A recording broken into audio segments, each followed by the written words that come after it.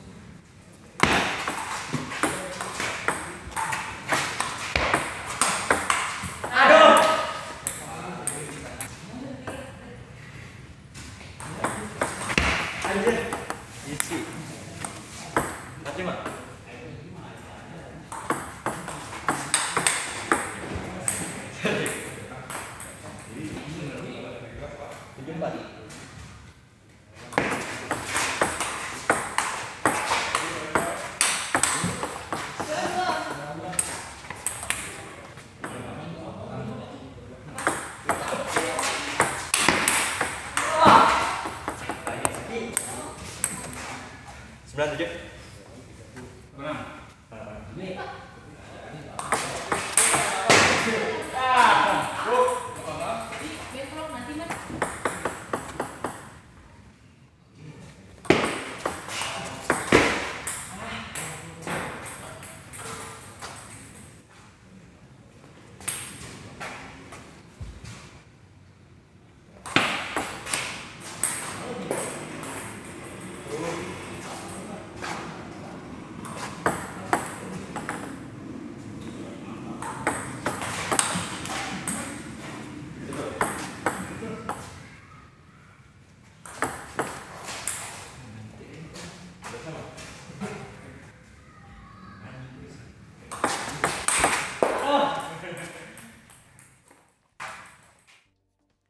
Nah itu dia, tadi saya udah coba karetnya. Ini dia reaktor Skyline Pro, bukan Skyline. Kalau Skyline tuh mobil.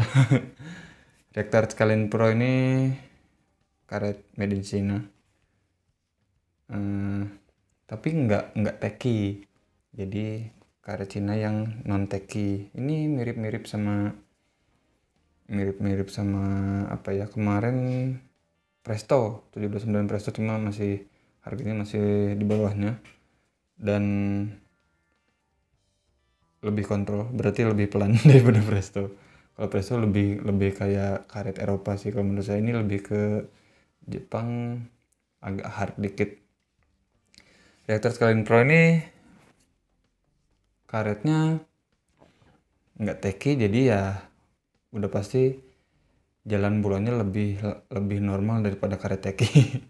Dan puterannya pasti kalah sama karet teki gitu lah. Jadi kalau review ya gampangnya kayak gitu. Kalau karet yang nggak teki ya pasti kalah puterannya sama yang teki, tapi powernya biasanya lebih besar daripada karet teki. Nah tapi power dari segi atau dari pukulan yang mana? Kalau pukulan yang flat, pukulan smash gitu, yang kayak gitu-gitu, yang nggak teki kayak gini lebih besar, pasti lebih kencang. Tapi kalau full spin, top spin atau apa, biasanya kalau karet kayak gini, apalagi yang nggak teki dan nggak mahal, biasanya sih ya nggak terlalu spesial juga, tapi ya ada lebihnya ada kurangnya. Kalau menurut saya sih karet ini, satu nggak teki, satu nggak terlalu soft juga. Nah ini lebih ke karet kontrol kalau buat saya, makanya tadi saya pakai di backhand. Pertama gini, karet ini untuk dorong bolanya normal. Nah habis itu agak smash dikit pasti normal lah. Kalau bolanya masih flat gitu tanpa pakai gesekan masih normal. Nah tapi waktu saya coba buat gesek, cara pukulnya tuh harus agak sedikit beda daripada karet yang biasa saya pakai. Kan biasanya saya pakai bintik. Kalau kayak saya strokean backhand, saya balik, berarti kan saya strokeannya pakai karet teki. Nah biasanya kalau agak saya gesek, si sudutnya tuh harus lumayan nutup, dan ngambil bulannya terus tipis kena ininya. Nah kalau karet ini nggak teki dan lebih soft dari yang biasa saya pakai, udah pasti kena bolanya tuh harus tebel. dan bolanya dan sudutnya nggak bisa terlalu tutup. Kalau terlalu tutup kepleset dia, soalnya nggak terlalu teki, bolanya nggak terlalu nempel sama bola si karetnya tuh. Nah jadi harus agak buka dan ngambilnya agak tebal, jadi semi smash smash spin smash gitu, bukan semi smash sih, maksudnya dorongannya harus lebih banyak daripada pakai karet teki. Kalau karet teki kan main di permukaan, main tipis-tipis kayak gitu udah lari bolanya, soalnya si permukaan karetnya nempel ke bola. Kalau ini nggak terlalu nempel, jadi harus lebih tebal ngambilnya dan harus lebih besar tabrakannya, dorongannya, baru bolanya bisa jalan. Untuk masalah putarannya ya pasti kalah sama karet teki. Cuman sebenarnya kalau karet model kayak gini dengan tebalnya itu, dari tebelnya itu udah pasti biasanya udah ada putarannya meskipun nggak terlalu spesial. Nah tapi yang menurut saya yang spesial ini sih kontrolnya. Jadi untuk pemain pressing, untuk pemain block ini lebih aman, lebih nyaman pakainya. Tapi untuk spinner juga, kalau spinnernya yang nggak terlalu full gesek, nggak terlalu full spin, ini cocok. Nah, tapi kalau saya kebetulan kalau terlalu ditabrak, saya biasanya nggak terlalu ditabrak. Kalau pakai karet Chinateki kan main tipis-tipis juga bisa. Kalau ini harus tebel-tebel, jadi harus agak adaptasi lagi tadi. Tapi kalau di backhand agak lumayan, soalnya dulu backhandnya ya pakai karet soft juga, jadi masih oke lah kalau di backhand. Untuk masalah putarannya memang nggak terlalu besar sebesar karet teki, cuma dengan kita ngambil tebel si gesekannya itu harus tebel kena bolanya. Nah itu udah biasanya putarannya udah ada di situ. Lalu untuk tadi saya coba untuk chop kayak gitu beberapa kali, memang nggak terlalu nggak terlalu banyak putarannya, nggak kayak karet teki, nggak kayak karet teki. Kenapa saya selalu bandingin sama karet teki? Soalnya ya memang saya pakai karet teki, ininya bintik, jadi kalau pakai licin ya teki. Jadi kalau pas cop-copan pakai teki udah pasti isi gitu. Jadi pas pakai yang nggak teki kayak yang agak beda aja, si sudutnya beda. Jadi kalau karet ini ngecop, biasanya kalau pakai karet teki itu ngecop backhand lah atau forehand. Ini tuh gini, gerakannya ke sini sih bolanya ikut ke sini. Nah gitu. Kalau pakai yang nggak teki, gerakannya ke sini bolanya ke atas. Gini, ini ke sini gitu ya. Jadi ada parabolnya dulu, kayak kepleset dulu sedikit gitu.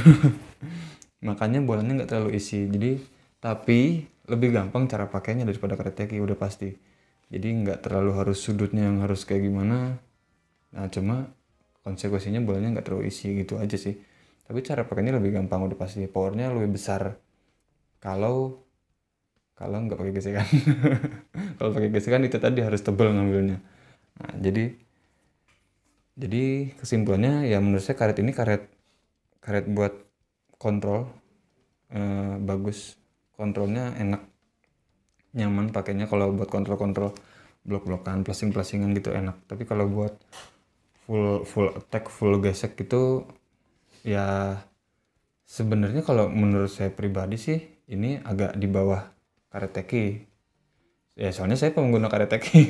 Kecuali memang bukan ada yang lain yang bukan pengguna karet teki udah pasti bilang ya ini lebih enak daripada karet teki, nah gitu kan. Jadi semua itu disebutnya punya pendapat masing-masing lah. Kalau menurut saya pribadi ya saya lebih pilih karet teki daripada karet ini. Gitu. Jadi tapi menurut saya ini karetnya nyaman buat dorong-dorong, buat kontrol-kontrol, ini enak, nyaman.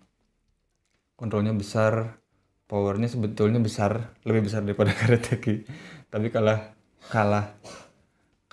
power daripada karet yang lebih mahal udah pasti. Soalnya karet ini nggak terlalu mahal juga, meskipun ini namanya pro gitu, tapi nggak terlalu mahal. Nah jadi kalau cari karet murah yang aman nyaman dipakai, gampang dipakai, ini masuk.